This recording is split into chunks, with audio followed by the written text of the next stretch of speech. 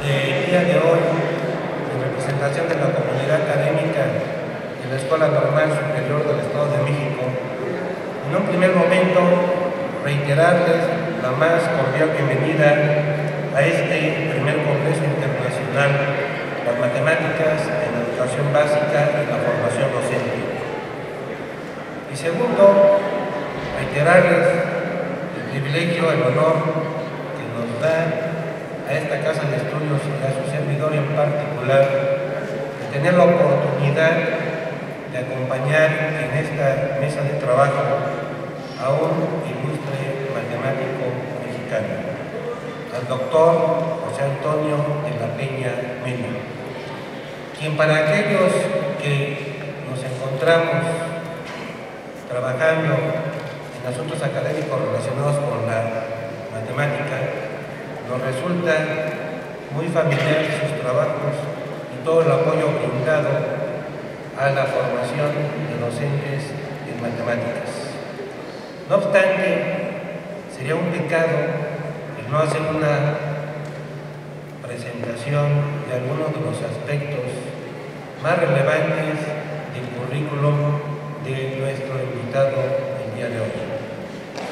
El doctor José Antonio de la Peña Mena es actualmente el titular del Centro de Investigaciones Matemáticas. Su trabajo en torno a la matemática está relacionado en mucho con el álgebra, con las representaciones algebraicas, con la teoría de matrices, con la teoría espectral de gráficas. Tiene más de 90 publicaciones arbitradas y más de 500 citas en literatura especializada. Ha sido un matemático destacado desde sus años mozos, obteniendo distinciones importantes como el premio de la Academia de Investigación Científica, el T. World Academy of Sciences Award, el Premio Nacional de Ciencias y Artes y el Humboldt Award. El doctor ha ocupado diversos cargos, desde los cuales ha brindado siempre un importante apoyo al desarrollo de la matemática en nuestro país y a la misma formación de docentes de esta asignatura. Fue director del Instituto de Matemáticas, presidente y vicepresidente de la Academia Mexicana de Ciencias y coordinador del Foro Consultivo Científico y Tecnológico.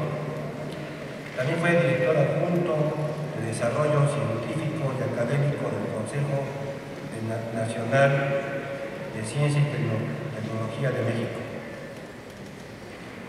No es usual, me parece, no es costumbre en un evento de corte académico de esta naturaleza recibir, quizá con un aplauso, a nuestros conferencistas magistrales, pero hoy permítanme solicitarles, en reconocimiento a la brillante trayectoria de un notable matemático mexicano, pedirle a este auditorio que recibamos a nuestro primer conferenciante magisterial con un cálido y caluroso aplauso.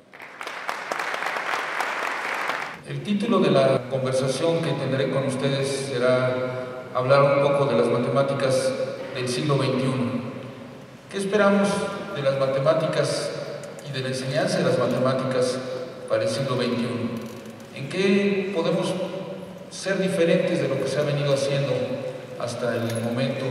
Es decir, utilizar el siglo XXI, que ya está bien adentro, bien comenzado, utilizarlo como una referencia para un cambio de la concepción de las matemáticas, un cambio de la visión de lo que podemos hacer en matemáticas y en la enseñanza de las matemáticas. Las matemáticas son una disciplina un tanto contradictoria ante la vista del público en general, ante la vista de otros científicos, ante la vista de otros maestros. Las matemáticas, por un lado, son vistas como algo reverencial, algo eterno, perfecto, y vamos a hablar un poco de esto al principio de la conversación. Pero también son vistas los matemáticos como unos señores extraños que hacen cosas extrañas y que son un poco despistados. Y les voy a contar una anécdota para documentar el optimismo al respecto. Me disculpo por llegar un poco tarde esta mañana. El problema que tuve fue que desde el día de ayer mi esposa y yo salimos a caminar un poco frente a nuestra casa y se nos olvidó llevar llaves. Así es que nos quedamos encerrados fuera de casa. Entonces tuvimos que ir a un hotel y esta mañana tuvimos que conseguir llaves que tardamos un rato y estaba impresentable venir antes de entrar a casa, además de que la conferencia estaba dentro de la casa. Y esto me recuerda a un chiste que pinta una visión de los matemáticos un tanto aceptada por la sociedad. Van dos personas en un globo aerostático, en un globo volando, y hay neblina, se pierden, y entonces descienden y no saben dónde están. Entonces le gritan a una persona que viene en tierra, le gritan, perdón señor, ¿dónde estamos? Y el señor se queda pensando, tarda un rato y les contesta, en un globo. Y entonces los dos que van en el globo se voltean uno al otro y le dicen, ese señor que nos contestó desde tierra seguro es matemático. Y entonces el otro le dice, ¿por qué va a ser matemático? Y le dice, por 3 razones. En primer lugar, le hicimos una pregunta y tardó un tiempo en contestarla, pensó bien lo que iba a contestar. En segundo lugar, su respuesta fue perfectamente correcta. Y en tercer lugar, no sirve para nada la respuesta.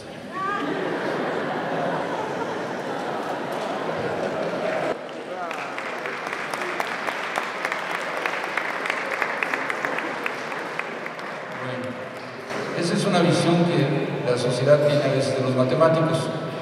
Entonces, hay visiones contradictorias y finalmente probablemente no queremos ni una visión del matemático como este tipo que da respuestas correctas pero que no sirven para nada, pero tampoco queremos una visión de las matemáticas como algo perfecto. Vamos a comenzar por platicar un poco de dónde viene esta idea de que las matemáticas son perfectas. Bueno, las matemáticas son una herramienta para comprender el mundo como son otras muchas profesiones y es una herramienta para la enseñanza, una herramienta que va mucho más allá de la simple enseñanza del conocimiento matemático per se. Es interesante ver la etimología de la palabra matemática porque no viene de la disciplina en sí, viene de la palabra matema, y matema en griego tiene que ver con el conocimiento en general, pero lo que hay que aprender. En griego se diferencian 2 términos. Está por un lado matema y por otro música. Matema se refería a todas las disciplinas que tenían que, para entenderlas, tenía uno que estudiar. Y música se refería a todas las disciplinas que para entenderlas no bastaba más que escuchar. Sí, disfrutar la poesía, la música, no necesitamos explicación, no necesitamos aprendizaje para disfrutarlas. Y entonces hay esas 2 vertientes de la actividad humana. Y la actividad de matemáticas, para disfrutarla, para entenderla, hay que estudiar, hay que trabajar. Finalmente, las matemáticas son una herencia cultural de la humanidad, y para entender esto tenemos que ver algunas de las ideas matemáticas de la historia. Las matemáticas comienzan a ser en el mundo occidental, en la tradición occidental que conocemos, en la Grecia clásica, unos 300, 400 años antes de Cristo. Los elementos de Euclides es el primer libro que conoce la humanidad, donde realmente se llevan a cabo matemáticas y se tienen demostraciones matemáticas de conceptos e ideas matemáticos. Probablemente es el libro más influyente de la historia de la historia, punto, con la Biblia. Platón, en sus diálogos, ya hablaba de los sólidos, de los poliedros regulares. Los poliedros regulares, que son 5, el tetaedro, el cubo, el octaedro, el dodecaedro y el icosaedro. Los griegos los veían como unas figuras místicas porque eran 5 cuerpos perfectos de alguna manera, que los Euclides en sus elementos ya había demostrado que eran los únicos poliedros regulares posibles, pero los asociaban con los componentes del mundo. Los griegos tenían una idea atomista de la naturaleza. Pensaban que los materiales se podían dividir hasta partículas indivisibles, que se llamaban átomos, de que no se pueden compartir, y eran 5 los elementos que conformaban la naturaleza: el aire, el agua, el fuego, la tierra y el éter. El aire, el agua, el fuego y la tierra son, en ese orden, el tetaedro, el cubo, el octaedro y el icosaedro.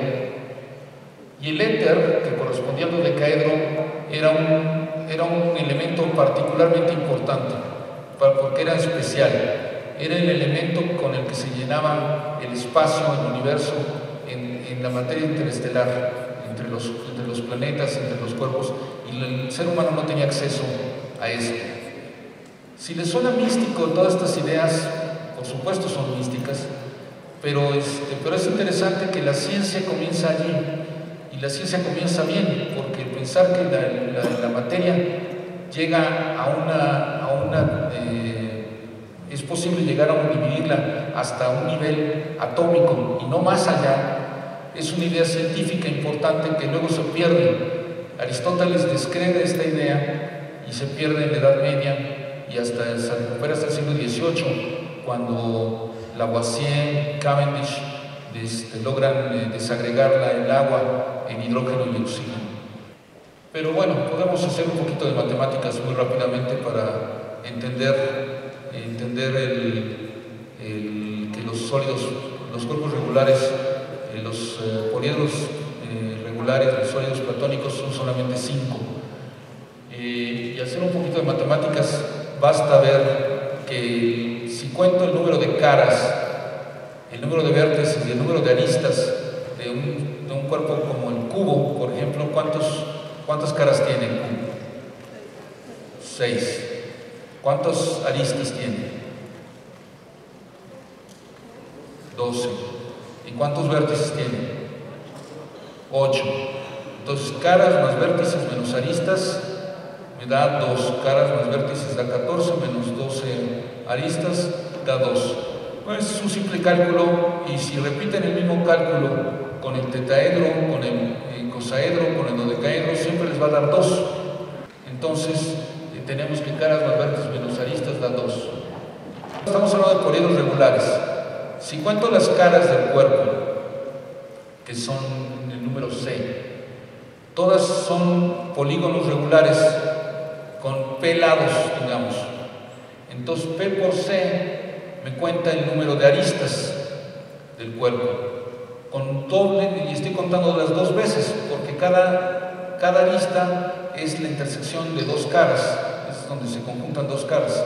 Entonces estoy contando 2 veces el número de lados de los polígonos regulares que forman las caras por el número de caras, entonces el número de aristas. Lo mismo el número de vértices por el número de vértices de aristas que concurren en cada vértice, que es Q, me da Q por B. Estoy contando 2 veces el número de aristas, porque cada arista tiene 2 vértices. Entonces me da el P por C, da 2 veces el número de aristas, y Q por B me da 2 veces el número de aristas también. La siguiente. Sustituyo esas fórmulas en la fórmula de caras más vértices menos aristas igual a 2, y lo que resulta es esa fórmula de 1 más 1 sobre P más 1 sobre Q es igual a 1 medio más 1 sobre A. 1 sobre A, no sé cuánto vale el número de aristas, pero es un número positivo. Entonces siempre 1 medio más 1 sobre A es mayor que 1 medio. Entonces el número de lados que tiene cada polígono invertido, es decir, 1 sobre P, más 1 sobre Q, donde Q es el número de aristas que convergen en cada vértice, resulta ser mayor que 1 medio. Es una fórmula bonita, pero ¿qué me dice? Por ejemplo, me dice que uno podría pensar que a lo mejor puedo construir un cubo, bueno, un cubo, es decir, un cuerpo con caras cuadradas, que donde concurran 4 aristas en cada vértice. Entonces me daría 4 veces cada polígono, sería P igual a 4, y cada lugar donde convergen me daría 4. Un cuarto sobre más un cuarto me da 1 medio, eso no es mayor que 1 medio. Entonces quiere decir que no puedo construir con cuadrados un cuerpo donde concurran 4 aristas en cada vértice. Entonces tiene que concurrir 3 aristas en cada vértice, y es precisamente los cubos tienen esa propiedad. Entonces lo que puedo mover es que los únicos números posibles son el 3 en 3, 3 y 4, 4 y 3, 3 y 5 y 5 y 3 para P y Q, y son precisamente en el orden heptaedro, cubo, octaedro, dodecaedro y icosaedro. Bueno, si regresan una, justamente tienen esas propiedades. Esos son los números de Sheffield, que es un matemático suizo de la época de Euler, de los 1750. La prueba es esencialmente la que viene en los elementos de Euclides, la siguiente. Y bueno, era para hacer un poquito de matemáticas. En realidad, la escuela pitagórica, los éxitos que tuvo al calcular, al deducir el teorema de Pitágoras, que también viene en los elementos de Euclides, tienen un efecto muy importante, pero un efecto más importante tiene el descubrir la escala musical. La escala musical, al darse cuenta que si tenía yo una cuerda en tensión y produce una nota que suena bien, si la corto a la mitad y vuelvo a hacerla resonar la cuerda, suena otra vez igual, pero en un tono superior. Y si corto la cuerda en 3 cuartos, en 4 quintos, en 1 medio, tiene sonidos armónicos que suenan bien. El hecho de construir las cuerdas con estas pisadas, que son números racionales, que son números, relaciones entre números enteros, da la idea de que toda la naturaleza se puede expresar como proporciones de números enteros. Entonces esta idea es la idea básica de la escuela pitagórica, y es una idea que queda en la mente de muchísimas gentes, que realmente penetra en la cultura rápidamente. Finalmente los griegos demuestran que el número raíz cuadrada de 2 no es racional, toda la teoría se cae, pero de todos modos la idea de que la naturaleza se puede explicar por medio de relaciones numéricas es una idea que permea en la cultura durante siglos y siglos, y todavía prevalece el día de hoy. Y les voy a mostrar algunas expresiones de científicos o intelectuales importantes a lo largo de la historia. En la época ya de los griegos, Platón decía que Dios geometriza. En la época reciente todavía Paul Dirac, un físico y premio Nobel decía que parece que uno de los rasgos fundamentales de la naturaleza es que las leyes físicas se describen en términos de una teoría matemática de gran belleza y poder. Uno quizá pudiera describir la situación diciendo que Dios es un matemático de orden muy elevado y que Él usó matemática muy adelantada al construir el universo. Es esencialmente la misma frase que Platón, ¿verdad? Pero probablemente los científicos que más ahondaron en este concepto fueron Galileo y Kepler, que son pues, probablemente los fundadores de la física moderna. Galileo decía que las matemáticas son el alfabeto con el que Dios ha escrito el universo. Kepler decía que la geometría existía antes que la creación, es eterna en la mente de Dios. La geometría ofreció a Dios un modelo para la creación. La geometría es Dios mismo. Y así pues, podemos seguir diciendo frases moderadas como esta, que las matemáticas son excelsas, supremas, excelentísimas, incomprensibles, inestimables, innumerables, admirables, inefables, singulares, que corresponden a por semejanza a Dios mismo. Bueno, esto es para hacer sentir modestos a los matemáticos, ¿verdad? Pero lo que quiero transmitirles el día de hoy es que esto es un mito. Esto es un mito que fue creado por una falta de comprensión de lo que realmente son las matemáticas y cómo funcionan las matemáticas. Pero que es un mito que ha permeado en el lenguaje cotidiano.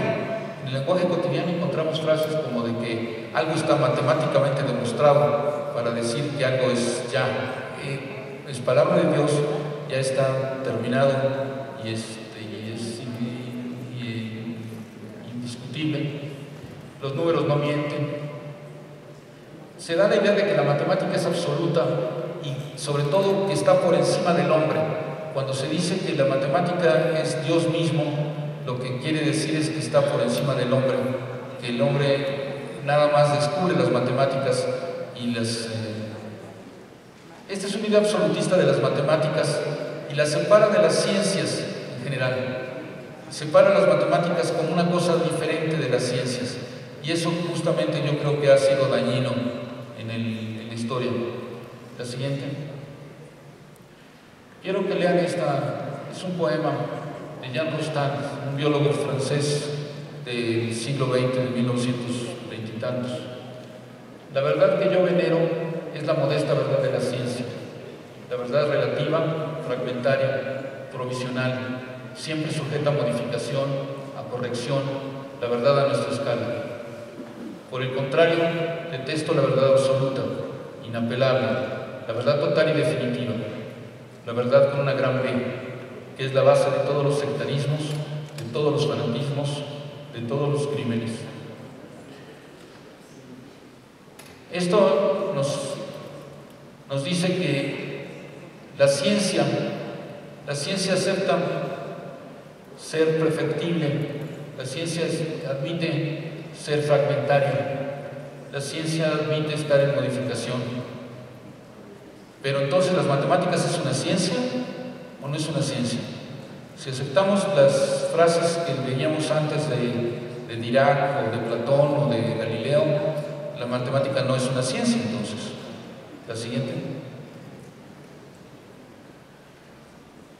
Vamos a ver unos ejemplos históricos de problemas de conceptualización, de errores en las demostraciones, de que la ideología y los prejuicios han invadido el mundo de las matemáticas a lo largo de la historia. Y justo lo que queremos nosotros es tener las matemáticas como una ciencia viva, una ciencia fuerte, pero una ciencia humana. Bueno, vamos a comenzar con un par de ejemplos.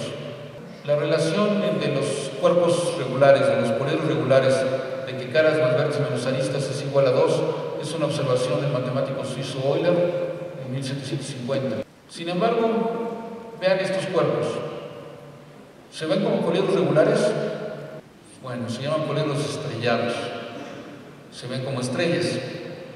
Pero si pensamos que un poliedro es regular, si tiene todas sus caras son polígonos regulares iguales, pues esto califica para poliedro regular, porque vean, todas sus caras son iguales, todas son triangulitos, entonces califica para poliedro regular. Sin embargo, si hacen la cuenta de caras más vértices menos aristas, les da 6. No la voy a hacer aquí en la cuenta porque nos tardaríamos 15 minutos y seguro nos equivocamos al contar. Entonces, esto desecha el teorema anterior, demuestra que no nos vale eso, o que no entendemos bien qué es un poliedro regular. Otro ejemplo, vean esta figura. Piensen en esta figura como un cubo donde le quitan un cubo en medio. ¿Y qué quedan? Las caras que quedan todas son cuadradas, algunas con deformitas, pero finalmente todas las caras tienen 4 lados. Entonces, ¿esto califica para poliedro regular, sí o no? Si hacemos la cuenta de caras más vértices menos aristas, le sale 0. Entonces da otro número. Entonces, otra vez, ¿la demostración de Euler estaba mal? ¿O el concepto de poliedro regular estaba mal? ¿Qué es lo que estaba mal? ¿Sí? Durante el siglo XIX se publicaron decenas de pruebas de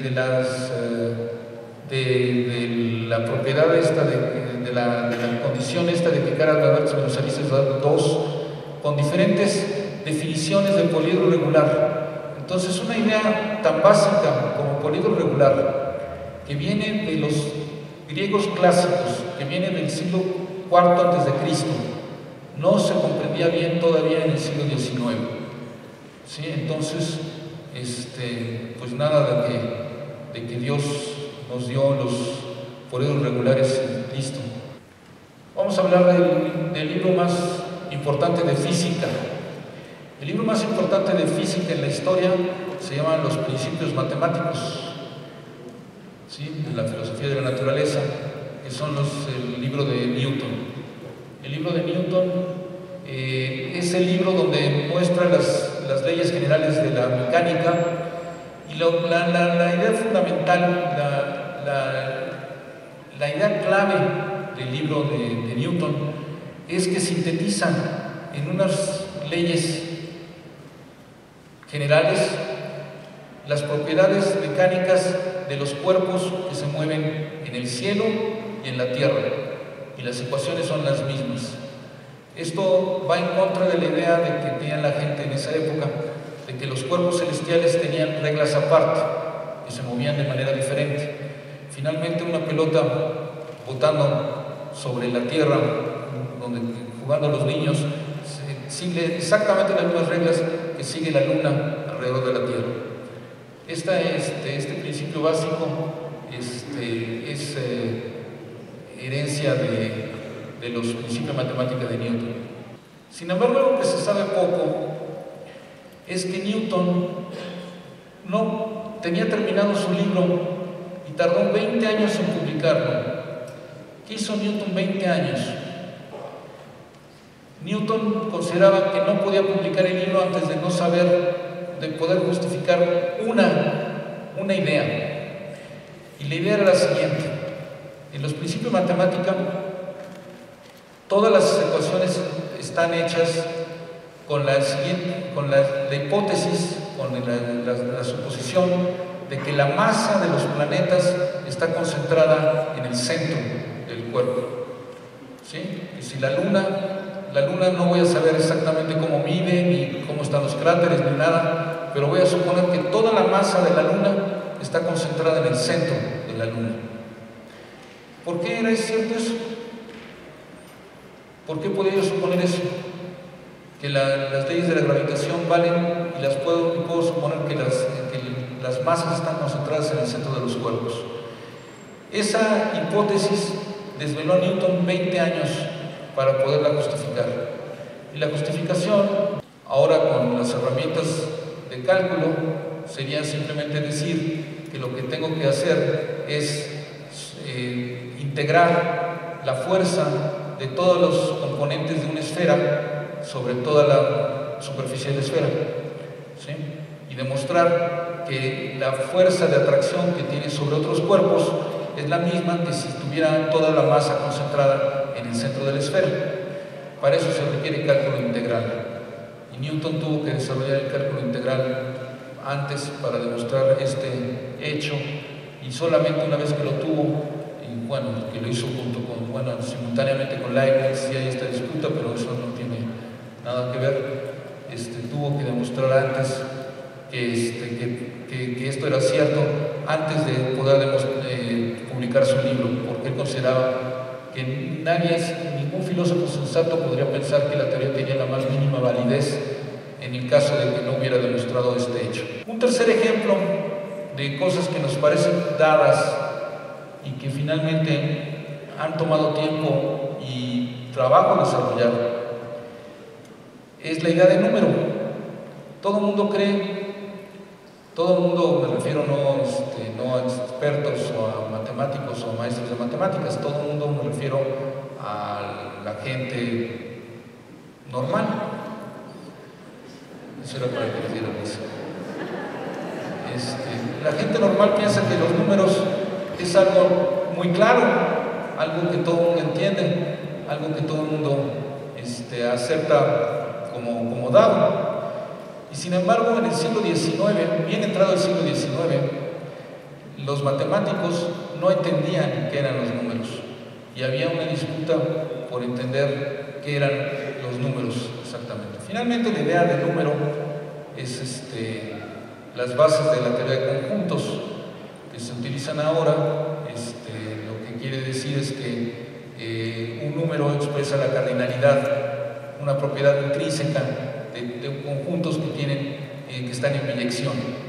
Es decir, un número corresponde a la clase de equivalencia bajo biyección de un conjunto. Entonces, por ejemplo, si tengo 3 puntos, están en biyección con 3 esferas, están en biyección con las 3 chicas que cargan las esferas. Entonces, esos 3 conjuntos tienen la característica de tener la misma cardinalidad y por lo tanto representan el mismo número. Que sea 3 el número o que sea otro número, pues es otro asunto, pero el asunto es que están en biyección y por lo tanto tienen el mismo número. Esa idea tan simple le llevó a George Cantor a pensar en que, bueno, pues correspondencias biyectivas puedo hacer otras, por ejemplo, con rectas numéricas de diferente tamaño, segmentos de diferente tamaño, los puedo poner en biyección simplemente con una proyección allí muy simple, como en el dibujo, y me lleva a la idea de que me puedo preguntar los conjuntos infinitos si todos tienen la misma cardinalidad o tienen diferentes cardinalidades. Y bueno, con una demostración bastante simple, Cantor demuestra que hay diferentes tamaños de infinitos, que hay infinitos de tamaño de los números naturales, es decir, que puedo contarlos, 1, 2, 3, 4, así, pero no me detengo, y hay infinitos más grandes, como el de los números reales, o como los puntos de la recta numérica. Esa idea, que ahora parece como muy elemental, muy simple, le costó a Cantor el ser apartado completamente de la sociedad de matemáticos. El que era líder de las matemáticas en ese momento, bueno, había varios, estaba Hilbert, estaba Kronecker, Kronecker decidió no publicar artículos de Cantor porque decía que las ideas que trataba de transmitir eran perjudiciales para la juventud estudiosa de la época. Entonces, no solo no le publicaron, Cantor tuvo crisis mentales, crisis psiquiátricas, y nunca se recuperó.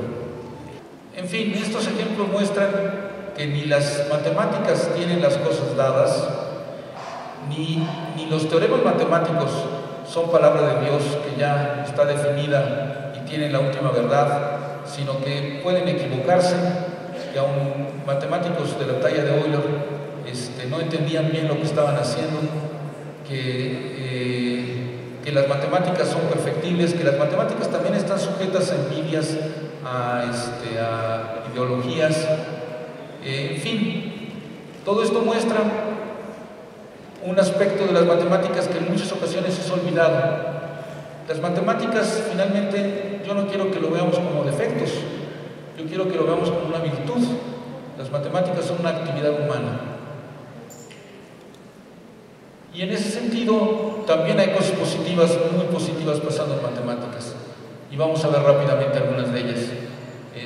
Las matemáticas encuentran aplicaciones sorprendentes. Las matemáticas siempre están en continuo desarrollo, siempre hay cosas excitantes pasando en matemáticas. Pero las matemáticas también son el centro de la vida educativa a nivel mundial. Las matemáticas pitagóricas con las que comenzamos esta charla todavía están vivas, todavía hay problemas importantes tratándose asociados a las matemáticas pitagóricas. El teorema de Pitágoras nos dice que el cuadrado, la suma de los cuadrados de los catetos es igual al cuadrado de la hipotenusa, es decir, que tengo que x cuadrada más y cuadrada es igual a z cuadrada, donde x, y z son cantidades asociadas los dos primeros a los catetos y la tercera a la hipotenusa. Y Diofanto, otro matemático griego, se hacía la pregunta de si pudiera encontrarse números enteros de tal manera que x a la n más y a la n es igual a z a la n para una n mayor que 2. ¿Sí? Para n igual a 2 pues tenemos los triángulos pitagóricos que podemos encontrar infinitos triángulos pitagóricos con números enteros, pero con otros números parecía que no. Y este teorema, esta idea que viene de Diofanto, permeó las matemáticas a lo largo de muchos siglos. Matemáticos creyeron que tenían demostraciones, se ofrecieron premios, la Academia Francesa ofreció durante muchos años premios a quien lo demostrara, y se encontraron muchísimas demostraciones en el camino, todas falsas, hasta que finalmente en 1994 y 1995 Andrew Wiles, un matemático inglés, completa una demostración, la siguiente. Y hay varias cosas interesantes que pasaron enseguida. En primer lugar, el hecho de que apareciera una demostración completa del teorema de Fermat, que se llama, en honor a un matemático francés que en el siglo XVII pensó que había encontrado una demostración. Bueno, el hecho de que Wiles en 1994 encontrara una demostración fue objeto de publicaciones en los principales diarios del mundo. Entonces las matemáticas por primera vez fueron noticia a nivel mundial. En el New York Times, en la primera plana del New York Times, en Time Magazine, aparecieron esos anuncios de la demostración del teorema de Fermat. Pero pasaron otras cosas. Sucede que Wiles demostró el teorema en dos etapas. Un año dijo que lo había demostrado, al año siguiente encontró un error, y luego finalmente al año siguiente lo encontró la demostración completa. Entonces, en inglés, el encontrar un error se dice que se encuentra un gap, ¿sí? Han visto hay una marca de pantalones de mezclilla que se llama Gap. Le ofrecieron a Andrew Wiles $1 millón por posar en un comercial de televisión para los pantalones Gap, y Andrew Wiles no lo hizo. Entonces sí son personas raras luego los matemáticos, ¿no? Bueno, otra consecuencia del teorema de Fermat es que apareció este perfume que se llama teorema. La publicidad del perfume decía que porque la mujer es un misterio más profundo que las matemáticas. Eso muchos que podemos constatar. Las matemáticas también forman parte esencial de la ciencia.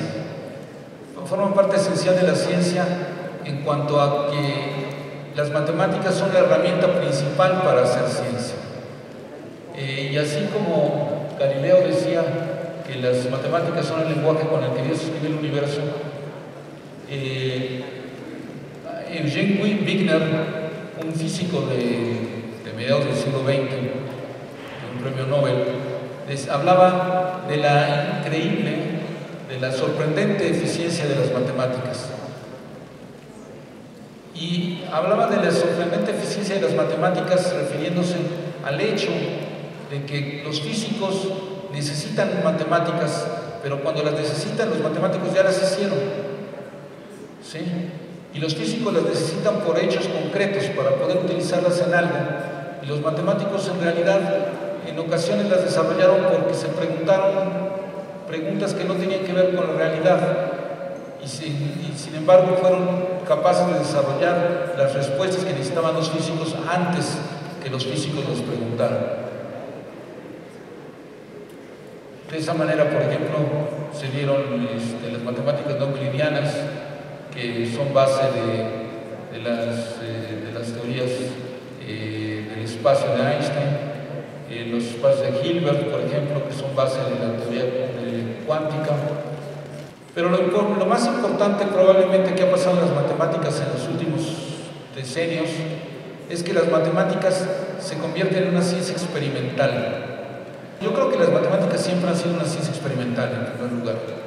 Yo creo que las matemáticas son algo donde el matemático piensa en el objeto y lo piensa tan concreto como si tuviera yo un vaso en la mano. Como si tuviera yo un vaso en la mano. Es tan concreto pensar en un objeto matemático, lo puedo manipular, lo puedo ver, lo puedo voltear, y si lo volteo se va a caer el agua. En fin, las matemáticas son una ciencia experimental para el matemático, pero ahora se convierte en que tenemos una herramienta con la cual experimentar, una herramienta fuera del ser humano, que es la computadora. La computadora permite hacer experimentos, y yo creo que esta es una etapa en donde las matemáticas y el cómputo se funden en una sola ciencia, pero una ciencia experimental.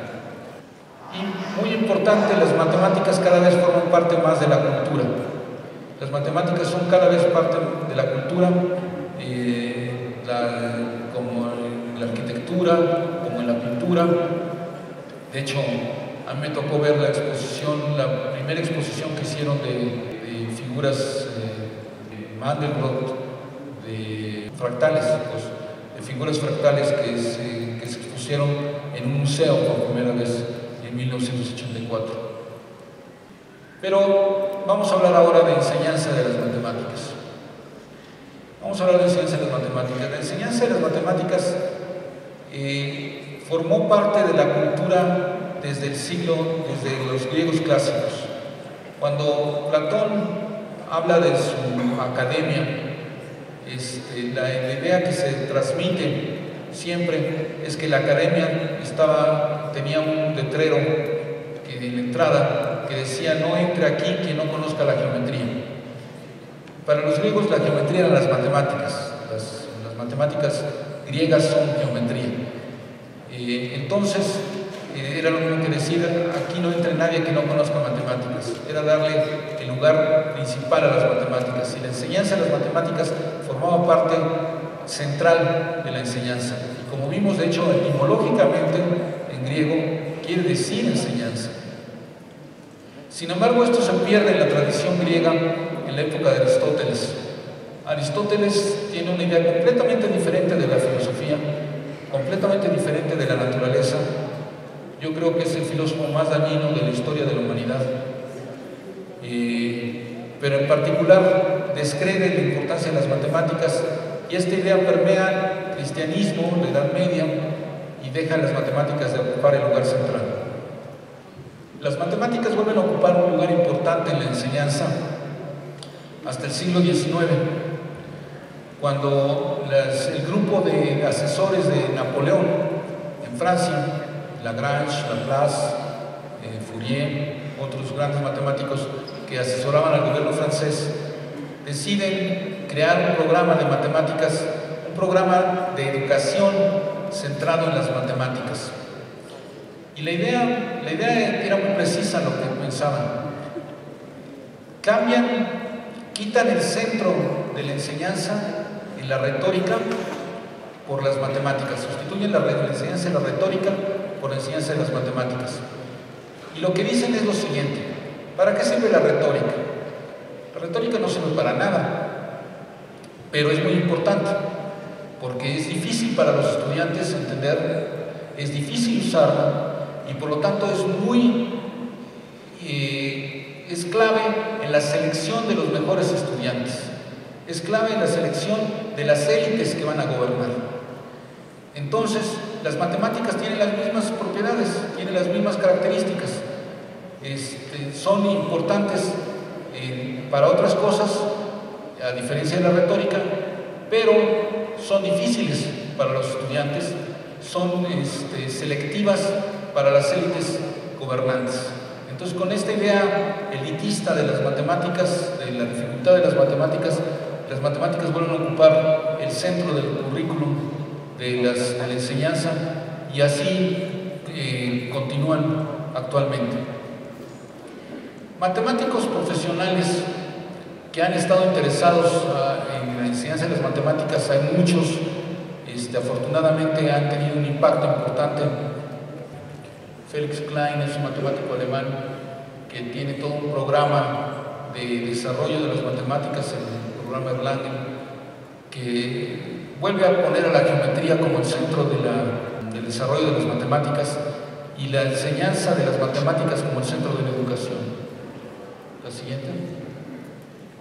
Poincaré, que es probablemente el matemático filósofo más importante en Francia, a principios del siglo XX principalmente, escribe una serie de artículos importantes en la revista L'Enseignement Mathématique que funda en esa época.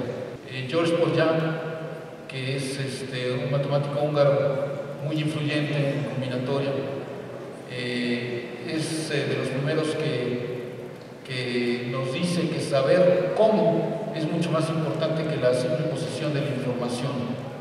Pero hablando de matemáticas, de enseñanza de las matemáticas más contemporáneas, tenemos la influencia de las matemáticas modernas, llamadas matemáticas modernas, que en a mediados del siglo XX permearon la enseñanza, la educación de las matemáticas. ¿Qué es lo que pasó aquí? ¿Qué es lo que pasó? Hubo una serie de hechos que se conjuntaron. Se conjuntó el hecho de que las matemáticas deductivas, las matemáticas formalistas, estaban en pleno auge en Francia con la escuela Bourbaki. Pero al mismo tiempo se daban los estudios de desarrollo cognitivo de Piaget, la psicología conductista de Skinner, y al mismo tiempo se daba el hecho de que los Estados Unidos querían modificar su estructura de enseñanza de la ciencia completamente. Estaba la cuestión de que el Sputnik ruso había ganado la carrera espacial para la Unión Soviética, cosa que los Estados Unidos veían como una catástrofe política, pero que era consecuencia de la mala enseñanza de las ciencias en la escuela. Entonces todo esto lleva a que se quiera cambiar los programas y se enseñan de manera especial la teoría de conjuntos, la manera deductista de la enseñanza, lo que nos lleva también a una pérdida, a una ganancia en el rigor lógico, pero una pérdida de la intuición, y creo yo que también es consecuencia de otro hecho, el hecho de que los maestros de matemáticas de todos los niveles, de nivel elemental, pero de nivel medio y de nivel superior, no estaban capacitados para enseñar esta manera abstracta de las matemáticas, simplemente porque no la habían estudiado. Bueno, este es un ejemplo curioso que encuentran en muchos idiomas, de cómo se fueron modificando los problemas, la visión de lo que es un problema de matemáticas a lo largo de los años, en esta época, entre 60 y 2000, que trajo muchos cambios en las matemáticas. El ejemplo está dado en un sitio español, pero lo encuentran en muchos idiomas. Un campesino vende un saco de patatas en 1000 pesetas. Sus gastos de producción se elevan a 4/5 partes del precio de venta. ¿Cuál es su beneficio? Es un problema de enseñanza elemental, ¿sí? El mismo problema en la enseñanza tradicional de 1970 se preguntaría, como un campesino vende un saco de patatas por 1,000 pesetas, sus gastos de producción se elevan a 4/5 partes del precio de venta, esto es 800 pesetas. ¿Cuál es su beneficio? Entonces, ven que se simplificó el problema. Enseñanza moderna en 1980, que fue cuando se introdujeron las computadoras personales. Un campesino cambia un conjunto P de patatas por un conjunto M de monedas. El cardinal del conjunto M es igual a 1,000 pesetas y cada elemento vale 1 peseta. Dibuja 1,000 puntos gordos que representen los elementos del conjunto. El conjunto F de gastos de producción comprende 200 puntos gordos menos que el conjunto M. Representa el conjunto F como su conjunto el conjunto M y da la respuesta de la cuestión siguiente. ¿Cuál es el cardinal del conjunto B de los beneficios? Dibuja B con color rojo. En la reforma de 1990, un agricultor vende un saco de patatas por 1,000 pesetas. Los gastos de producción se elevan a 800 pesetas y el beneficio es de 200 pesetas. Actividad. Subraya la palabra patata y discute sobre ella con un compañero.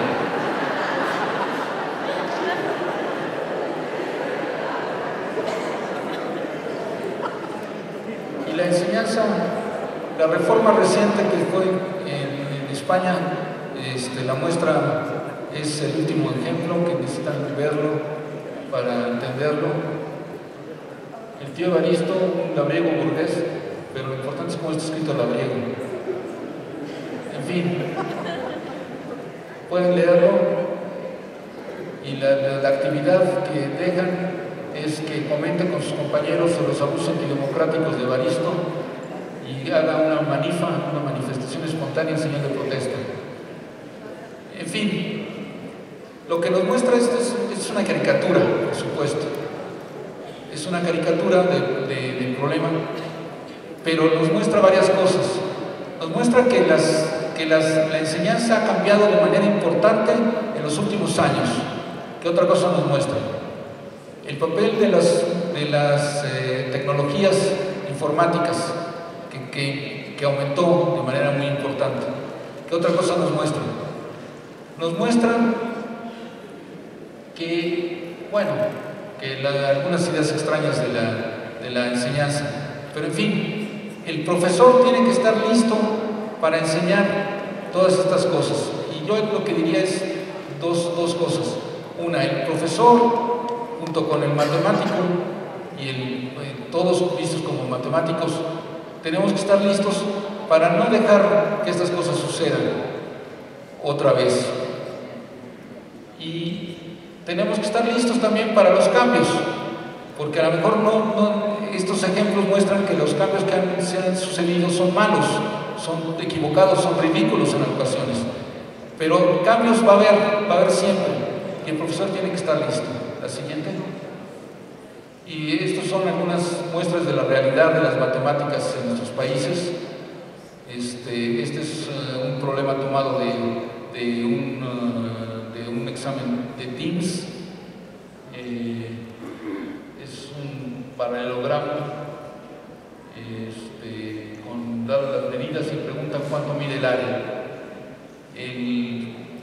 Se pueden imaginar que es un problema terriblemente sencillo de obtener. Hay que hacer una resta y una multiplicación.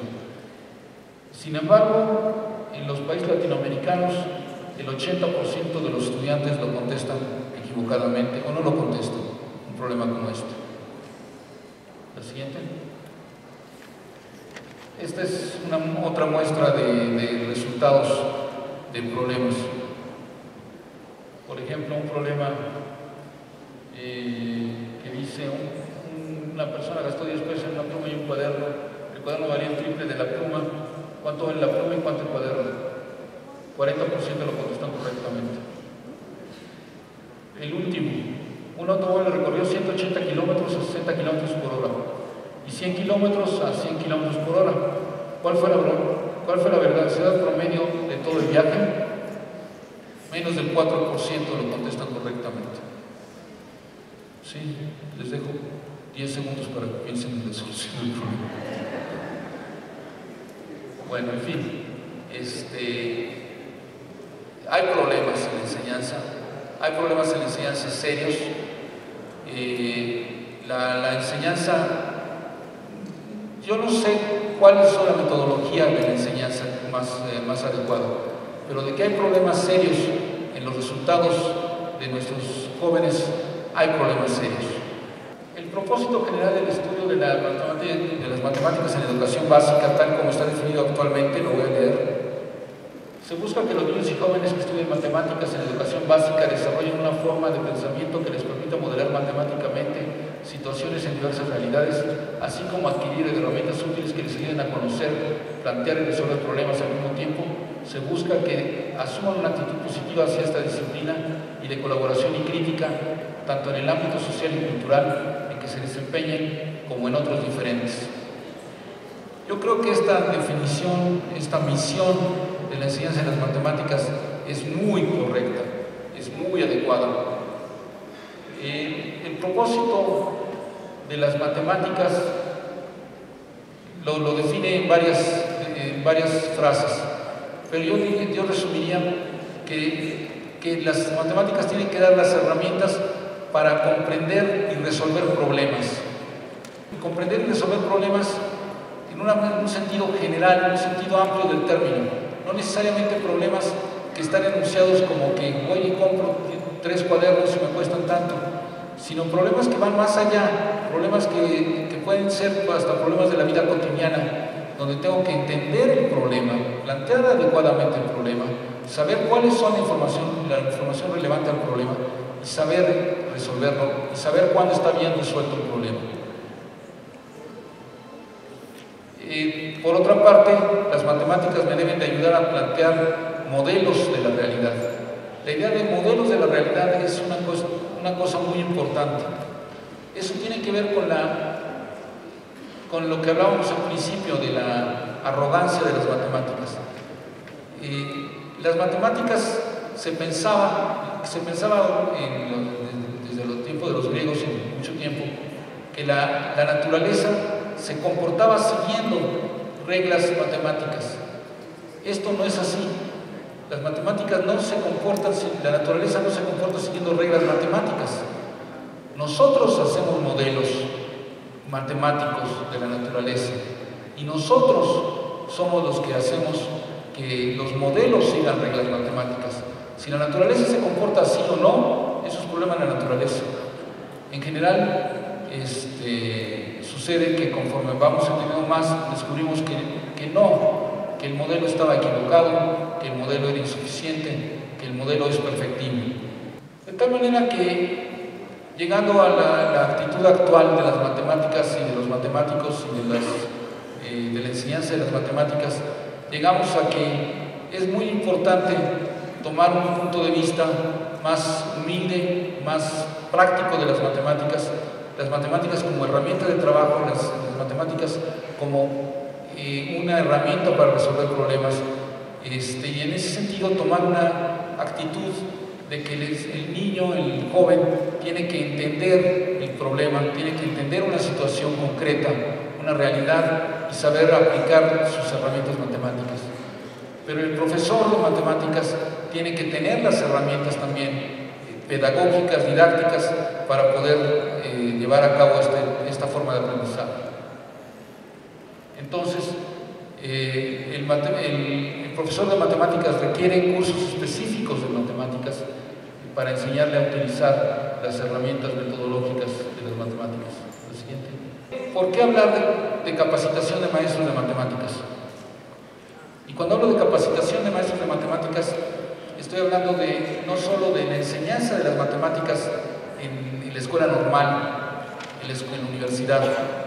Estoy hablando de capacitación continua del profesor.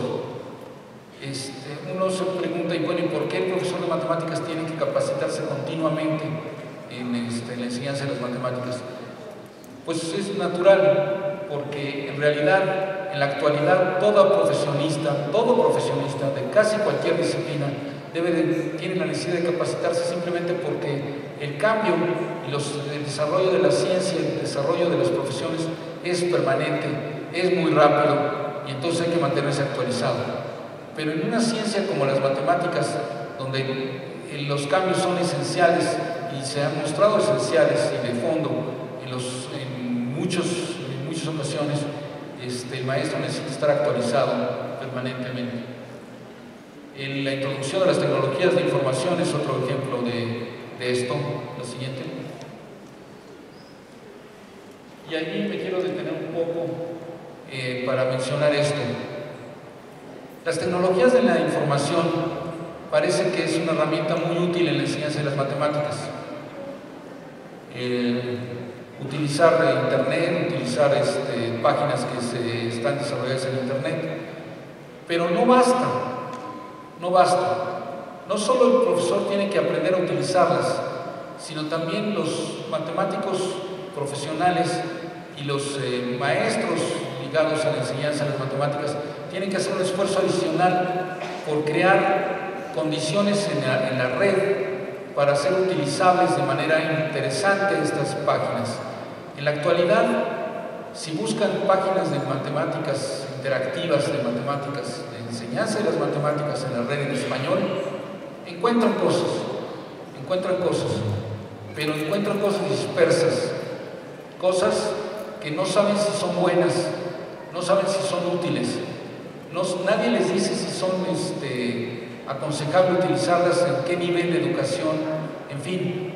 Entonces esto habla de que es necesario construir un repositorio de matemáticas, un repositorio de páginas de enseñanza de las matemáticas, donde uno puede encontrar sistematizado toda la información que existe en Internet, pero de alguna manera clasificado y calificado, donde diga si las páginas que encuentran son buenas, si son útiles, en qué nivel, etc. Esto no existe todavía, es un plan que tenemos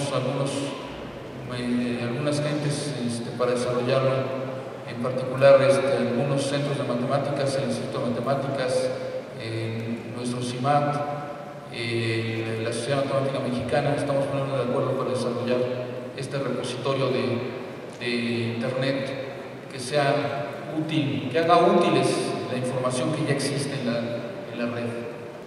Para terminar, quisiera yo transmitirles una información que creo que contiene un mensaje interesante. Año con año, desde hace muchísimos años, se realizan encuestas en Estados Unidos, ¿verdad? Les gusta hacer encuestas. Ahora en México también ya nos gusta hacer encuestas. Pero eso en ocasión de los candidatos presidenciales, pero en Estados Unidos sobre todos los temas. En fin, que todos los años se hace una encuesta acerca de cuál es el trabajo más agradable, cuál es el mejor trabajo, el mejor empleo que puede tener una persona. Y esto se llama el Career Cast. Durante muchos años, pues el mejor empleo era administrador, el mejor empleo era contador público, el mejor empleo era ser, no sé, a lo mejor químico, no lo sé. Pero en los últimos 2 años el resultado es este que les muestro aquí. El primer lugar de las carreras, de los empleos, en el gusto de la gente, es ingeniero en software, el creador de software. En segundo lugar, el matemático. En tercer lugar, el actuario. En cuarto lugar, el estadístico. En quinto lugar, el analista en sistemas computacionales. En sexto lugar, el meteorólogo, el séptimo, el biólogo y el octavo, el historiador. Bueno, sucede que los 6 primeros lugares son matemáticos, ¿sí? Entonces, los empleos más agradables para el que los realiza tienen que ver con matemáticas. La siguiente. Y esto no crean que es porque les gusta hacer matemáticas y ya. Son las preguntas que para obtener estos resultados es de ambiente de trabajo, de salario, las perspectivas de trabajo, la seguridad en el empleo, la demanda física. Total, les hacen preguntas de todo tipo a los empleados, y sucede que los empleados en asuntos matemáticos son los más contentos, los que viven mejor. Yo creo que este es un buen mensaje para terminar. Sucede que las matemáticas están son útiles, son muy importantes en la enseñanza, son muy importantes en las ciencias, son muy importantes para nuestro comprender del universo, pero también son buenos trabajos, son buenos empleos, no son trabajos idealistas, son trabajos concretos, importantes, útiles, en fin. Y yo creo que si además las vemos como las matemáticas modestamente como una ciencia experimental, una ciencia que puede equivocarse, una ciencia donde las cosas son perfectibles, tendremos una buena cosa. Para terminar, la siguiente. Termino con esta frase de David Hilbert: las matemáticas son uno de los logros supremos de la actividad intelectual humana. El paraíso creado para nosotros nadie nos echará. Muchas gracias.